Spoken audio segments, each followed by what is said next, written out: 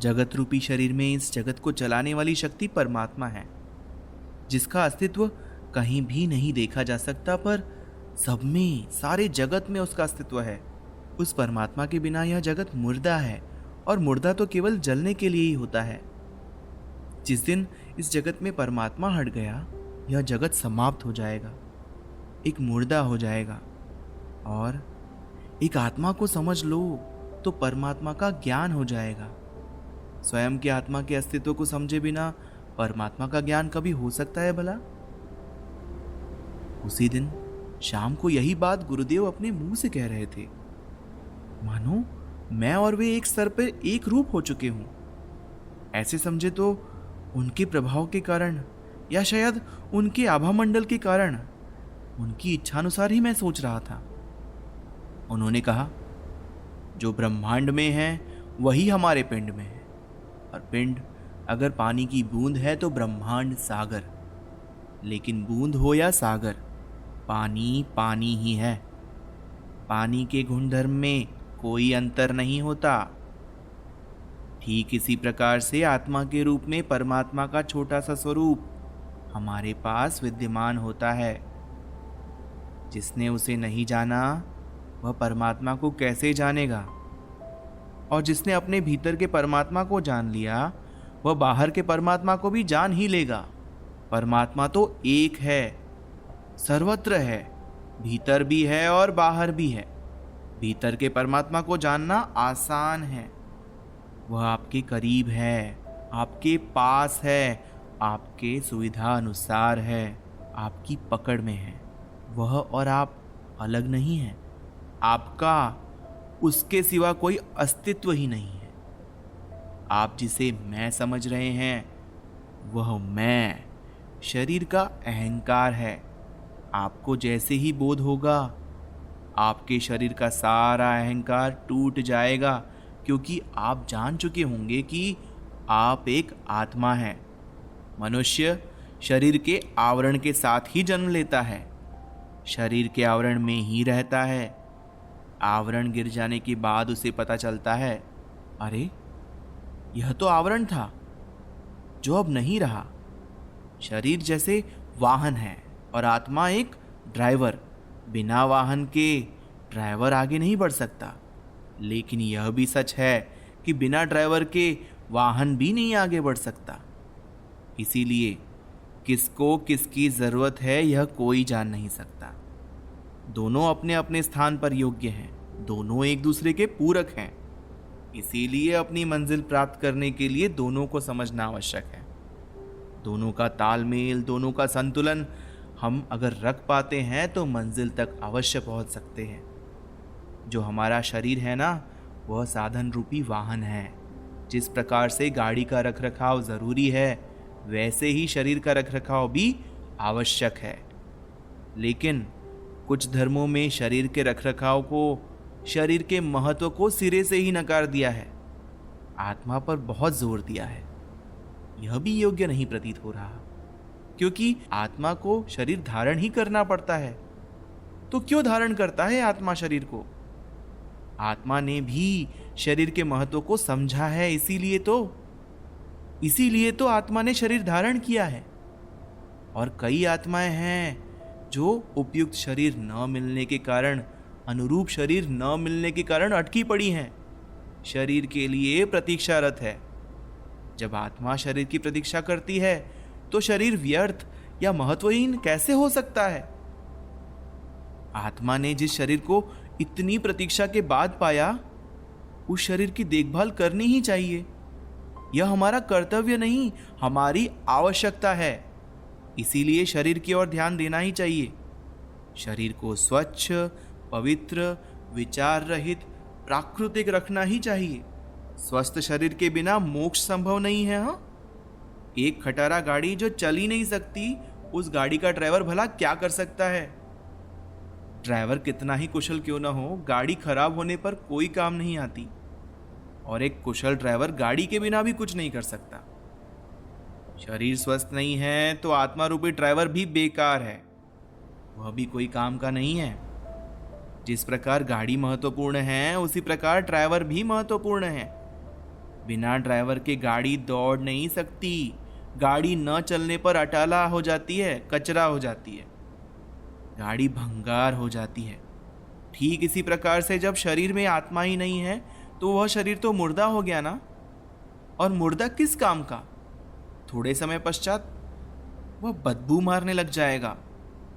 कितना ही सुंदर शरीर क्यों ना हो, कितना ही प्रियजन का शरीर क्यों ना हो, मुर्दे के साथ रहना कोई पसंद नहीं करता है। इसीलिए शरीर की कीमत केवल आत्मा के कारण है, समझे? आत्मा चले जाने पर शरीर को नष्ट कर दिया जाता है, यानी बिना आत्मा के शरीर बेकार है। कई धर्मों में शरीर को अधिक महत्व दिया गया है। शरीर के लिए दुनिया भर के नियम बनाए गए हैं।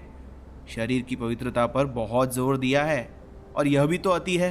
हमें शरीर और आत्मा दोनों को समान महत्व देना चाहिए, दोनों को समान विकसित करना चाहिए, क्योंकि एक स्वच्छ और पवित्र शरीर में एक स्वच्छ और पवित्र आत्मा वास करती है। हमें शरीर के विकारों से बचने के लिए अपने आप को आत्मा समझना होगा। हमें शरीर में रहना है पर आत्मा बनकर रहना है। ऐसा बनकर अगर हम शरीर में रह सके तो हम इस शरीर के माध्यम से अपने जीवन काल में ही अपनी आत्मा को मोक्ष प्राप्ति तक पहुंचा पाएंगे। और प्रत्येक आत्मा का अंतिम लक्ष्य तो मोक्ष पाना ही है। उसी के लिए तो आत्मा ने शरीर का आवरण ओढ़ा है। यह बात हमें सदैव याद रखनी चाहिए। एक दिन गुरुदेव मुझे बाहर ले आए, पूर्व दिशा की ओर ले गए। उस ओर बड़ा सा जलप्रपात था, और उस मुख्य जलप्रपात के आसपास बहुत सारे छोटे छोटे जलप्रपात थे। वहां पर सुबह सुबह खूब सारे पक्षी जमा हो गए थे। सुबह का वातावरण होने से पक्षी बहुत चहचहा रहे थे। विभिन्न पक्षी थे, विभिन्न आवाज कर रहे थे। गुरुदेव बोले, उस झाड़ पर देखो, देखो, गौर से देखो उसे। वह चिड़िया दिख रही है। वह चिड़ियों का समूह क्या बातें कह रहा है, समझने का प्रयास करो।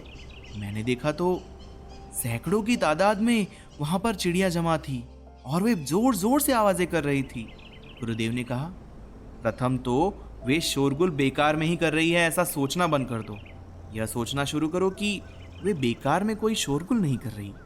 वे कुछ बातें कर रही है जो मुझे समझ नहीं आ रही, इसीलिए मुझे उनकी भाषा शोरगुल लग रही है।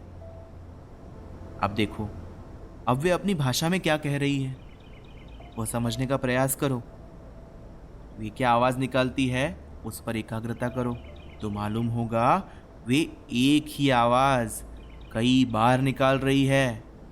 एक ही आवाज इतनी बार निकाल रही है, यानी कुछ है जो वो कहना चाहती है पर सुना नहीं जा रहा, इसीलिए बार बार कहना पड़ रहा है।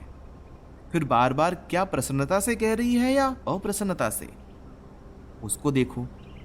किसी एक विशिष्ट चिड़िया का अध्ययन करना, उसके हाव भाव का अध्ययन करना, उसके ऑरा को देखो, वह क्या बोल रही है, उसके आभामंडल पर होने वाले प्रभावों का अध्ययन तो करो। उसके आभामंडल से समझ जाओगे कि वह क्या कह रही है। देखो, देखो ऊपर कि डाल पर बैठी वह चिड़िया बड़े जोर जोर से कुछ कह रही है। उसकी बात नहीं मानी जा रही है, इसीलिए और जोर देकर के बोल रही है। वह चिड़िया एक अनुभवी चिड़िया लगती है। वह उस स्थान पर जाने के लिए मना कर रही है जहां पर ये सब चिड़िया कल गई थी। वहां पर कल इन्हें काफी मात्रा में दाने खाने को मिले थे, इसीलिए सब चिड़िया वापस वहीं जाना चाहती हैं। पर यह अनुभवी चिड़िया इस बात का विरोध कर रही है। वह कह रही है, पिछले 8 दिनों से हम उसी स्थान पर जा रहे हैं। उस स्थान पर दाने सुरक्षित हैं, वहां पर कभी भी जाकर प्राप्त कर सकते हैं। पर वह हमारा एक सुरक्षित भंडार है। हमें उस सुरक्षित भंडार को समाप्त नहीं करना चाहिए। हमें उसे हमारी आपातकालीन स्थिति के लिए सुरक्षित करना चाहिए। हमें आज नए स्थानों की खोज करनी चाहिए। अब वर्षा ऋतु आने वाली है, उस समय पर दाने का भंडार पास होने में ही उपयुक्त होगा, इसीलिए उसे सुरक्षित रखो।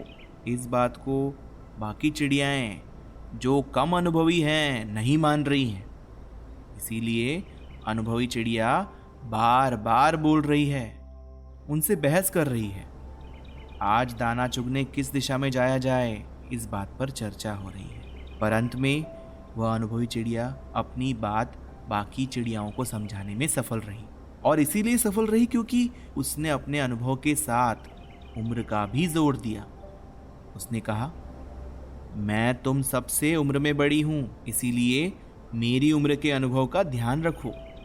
वास्तव में वह सब में सबसे बड़ी थी और सबने उसकी उम्र को सम्मान देते हुए उसकी बात मानने का निर्णय लिया।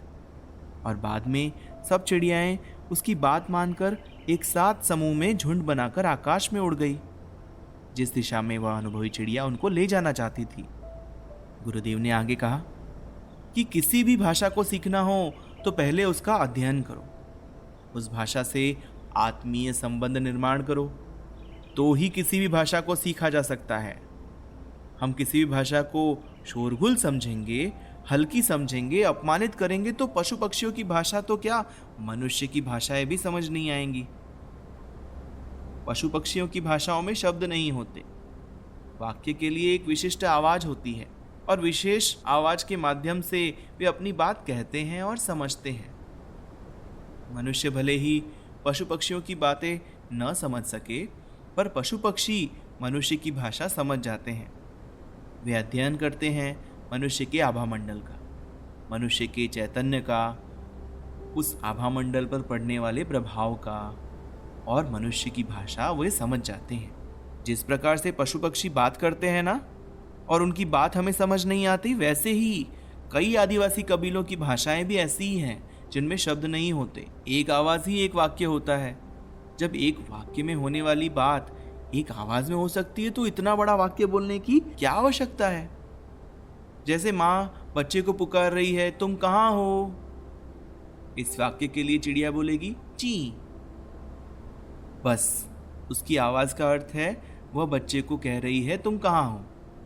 बच्चा चू करके आवाज देगा और कहेगा मैं यहाँ हूँ। बस हो गया काम। भाषा ऐसी ही होनी चाहिए जिसमें आत्मीयता हो। बिना आत्मा के शरीर जैसे मुर्दा है ना, वैसे ही बिना आत्मीयता के भाषा भी मुर्दा है। दोनों के बीच संवाद होना ही चाहिए। अगर दोनों के बीच संवाद नहीं होता तो भाषा का कोई मतलब ही नहीं है, महत्व ही नहीं है। बोलने वाले का सुनने वाले के साथ आत्मीय संबंध होना ही चाहिए। दोनों के बीच एक स्तर के ऊपर संवाद स्थापित करने के लिए यह होना ही चाहिए। नहीं तो कई बार आत्मीयता के अभाव में या स्तर के अलग अलग होने पर संवाद स्थापित ही नहीं होता। गुरु और शिष्य के बीच यह साधारणतः होता ही है। शिष्य की गुरु से आत्मीयता होनी ही चाहिए। आत्मीयता होगी श्रद्धा से। जब तक श्रद्धा नहीं होगी तब तक आत्मीयता भी नहीं होगी। जब तक आत्मीयता नहीं होगी श्रद्धा कैसे आएगी। यह सब एक दूसरे से जुड़ा हुआ है। आत्मीयता होने पर ही गुरु की बात उसी अर्थ में समझी जा सकती है जिस अर्थ में गुरु बोल रहा है। गुरु की बात जब तक शिष्य उसी अर्थ में नहीं लेता तब तक गुरु अटक जाते हैं। वे उसी बात को बार बार दोहराते रहते हैं जब तक शिष्य उनकी बात को समझ नहीं जाता, उसी अर्थ में नहीं लेता। इसका कारण यह है कि उम्र का, अनुभव का, ज्ञान का, अनुभूति का स्तर गुरुओं का अलग अलग होता है और शिष्य का भी अलग होता है। इसीलिए स्तरों की समानता नहीं की जा सकती। गुरु बहुत ऊपर के स्तर से बोलते हैं और शिष्य बहुत नीचे के स्तर पर समझता है। दोनों में स्तर का एक बड़ा अंतर होता है। यह अंतर केवल आत्मीय संबंध से ही पाटा जा सकता है, कम किया जा सकता है। मेरी भी सारी बातें तुम्हें समझ में न आए, तुम्हें अनुभव न हो, या तुम्हें उसका ज्ञान न हो या अनुभूति न हो, तो मेरी बातों पर विश्वास रखना। बस तुम्हें तभी समझ आएगा। अगर विश्वास नहीं करेगा तो वे अविश्वसनीय लगेंगी, क्योंकि समय का एक बड़ा अंतराल बीच में है। क्योंकि मैं सब कुछ अपने अनुभवों के आधार पर बोल रहा हूं और तू तेरे अनुभवों के आधार पर उसे सुन रहा है। तू उसे मत सुन, सुनना शरीर से होता है।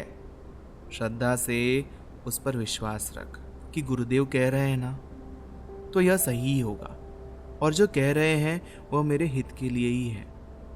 यह श्रद्धा ही तुझे वह अनुभव न होते हुए भी उस बात का ज्ञान करा देगी। दूसरा, मेरे जीवन में आए अनुभव वैसे ही तेरे जीवन में आएंगे ऐसा नहीं है, हाँ?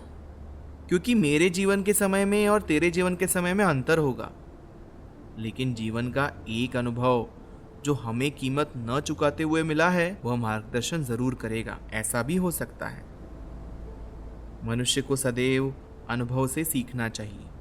अनुभवों से डरने की या भयभीत होने की कोई आवश्यकता नहीं है। इस प्रकार की घटनाएं केवल गुरु और शिष्य में नहीं होती, पिता और पुत्र में भी होती है। दोनों में 25-30 साल का अंतर होता है। दोनों का समय का अंतराल अलग अलग होता है। जो बुरे अनुभव पिता के जीवन में आए हों वे आवश्यक नहीं कि पुत्र के जीवन में भी आए, लेकिन पिता के अनुभव पुत्र को बिना मूल्य दिए निःशुल्क मिलते हैं। दूसरा, पुत्र को हमेशा पिता की मानसिकता का आदर करना चाहिए। पिता केवल यह चाहता है कि जो कठिनाइयाँ उसके जीवन में आई हैं वही कठिनाइयाँ पुत्र के जीवन में न आए, और जो बुरी घटनाएं, जो बुरे अनुभव उसके जीवन में आए वे बुरे अनुभव पुत्र के जीवन में न आए। वह केवल पुत्र मोह के कारण पुत्र को समझाता रहता है। उसमें उसका उद्देश्य पुत्र का भला करना होता है। यह भी हो सकता है नई समयावधि के कारण पुत्र के जीवन में नए ही संकट खड़े हो जाएं जो पिता के जमाने में कभी थे ही नहीं। ऐसा भी हो सकता है, लेकिन कम से कम पिता के जीवन की गलतियों को सुधारा तो जा सकता है। पिता जाने अनजाने में जो गलतियां उसने अपने जीवन में की वे पुत्र के जीवन में न हो यह चाहता है।